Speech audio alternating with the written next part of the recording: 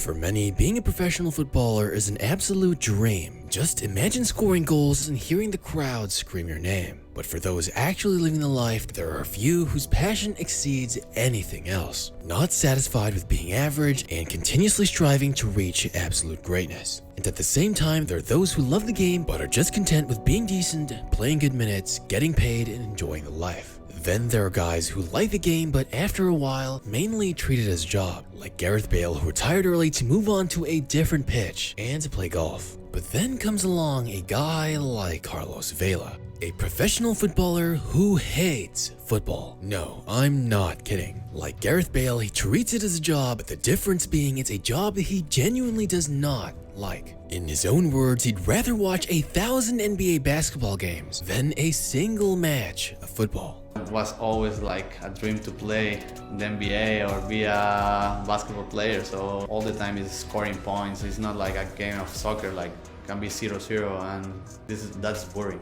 And his feelings towards football goes all the way back to his younger years. Being so good, his family forced him to go pro, despite his lack of effort, training, and dedication. And if you think I'm over-exaggerating, there was a time when a young Carlos Vela would score more goals than Karim Benzema, Antoine Griezmann, and Gareth Bale, while also having more assists than Lionel Messi, Cristiano Ronaldo, and Iniesta. So how does a guy who literally clocks out of work once he leaves the pitch and pays absolutely zero attention to football or have any extra training able to do that? Well, today we're gonna look at the curious case of Carlos Vela.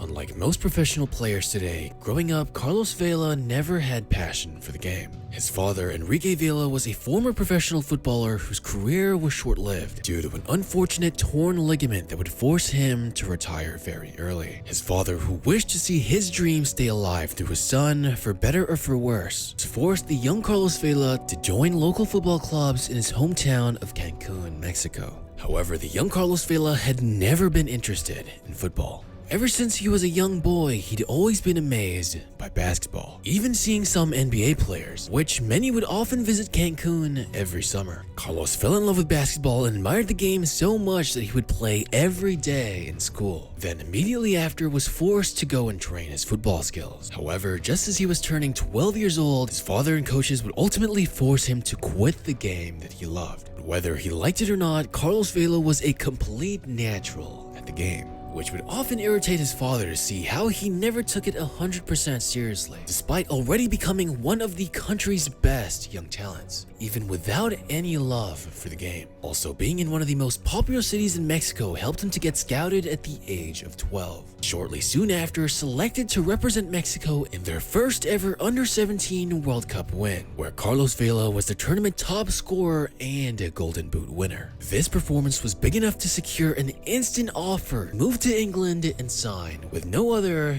than Arsenal. But because Carlos Vela was a non-European resident and a minor, English work permit restrictions prevented him from actually playing any matches in England, so thus they would loan him out to Spanish side Salamanca.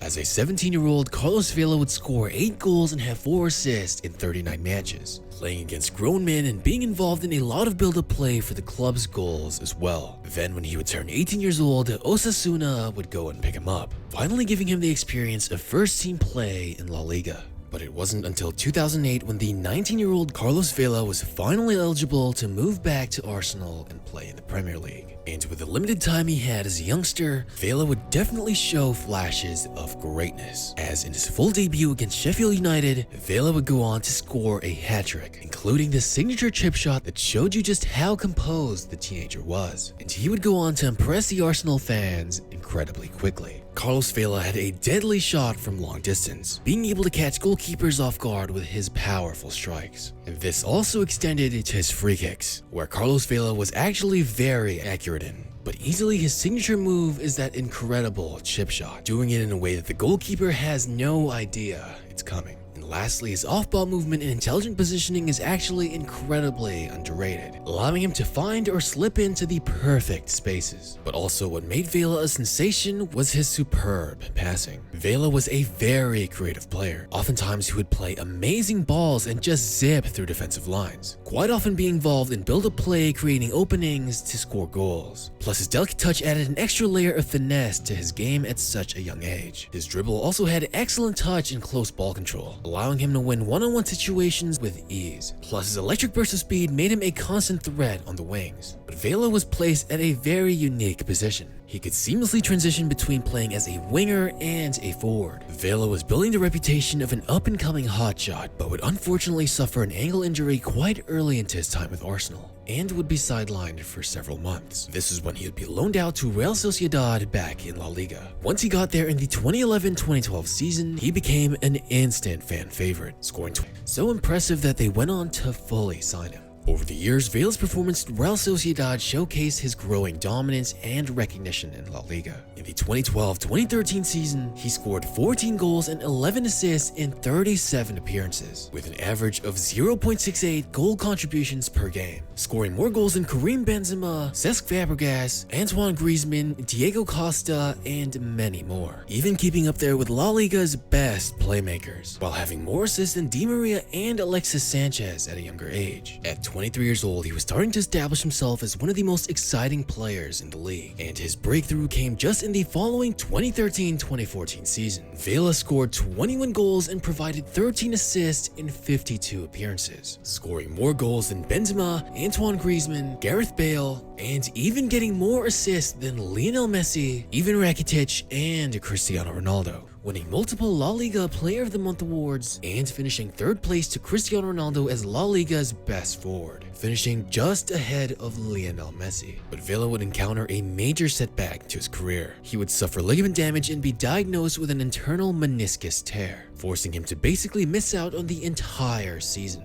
Then discipline issues began to come up. He would start to show a lack of commitment when he would skip training to attend events in Madrid like concerts and basketball games. Despite his undeniable potential, Carlos Vela's already limited passion for the game began to wane even more. He would find himself looking forward more and more to vacations, holidays, and any time away from football. And just as Carlos Vela was making a full recovery from his knee injuries and start to just about enter his physical prime at around 28 years old, he received an offer that was just too good to be true. He was being offered $4 million a year to move to Los Angeles, California to play in the MLS. This was the perfect destination. He'll be living in Hollywood where he can go to as many movies, events, and watch as many NBA games as he wants. So without a moment's hesitation, Vela would be on his way to LAFC. Carlos Vela became the most dominant player in the MLS, even scoring 38 goals and having 12 assists in 36 matches, an insane 1.39 goal contributions per game.